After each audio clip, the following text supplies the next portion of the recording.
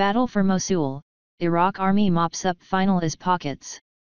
The Iraqi army has been mopping up the last pockets of resistance from Islamic State, militants in Mosul, after a long battle to recapture the city. An official declaration of victory from the government is expected soon.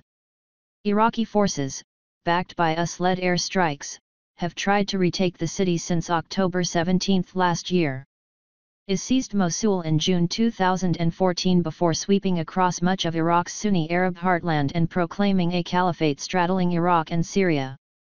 But they have been losing ground over the past 9 months, as government forces advance on their former Iraqi stronghold.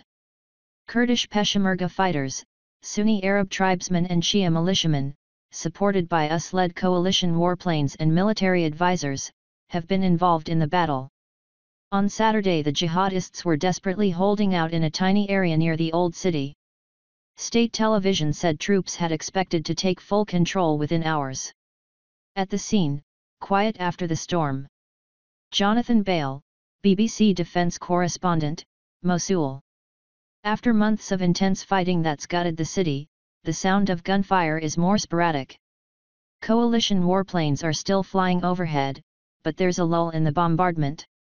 The Iraqi security forces have still been facing pockets of resistance, but they're already claiming victory against Islamic State.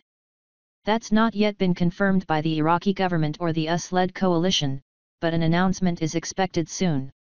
It'll be a significant moment. It's taken nearly 9 months to oust the extremists from the city that was once their stronghold. But even their defeat here will not mean the end of IS in Iraq. The government announced the full liberation of eastern Mosul in January, but the west of the city has presented a more difficult challenge, with its narrow, winding streets. Last October, the Iraqi army said there were 6,000 militants in the city. Fewer than 300 were thought to be holding out.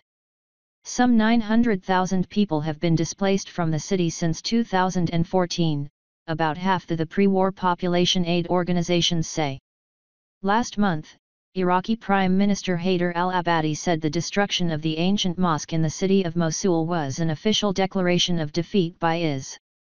Iraqi forces say IS blew up the Great Mosque of al-Nuri and its famous leaning minaret as jihadists battled to stop advancing pro-government troops.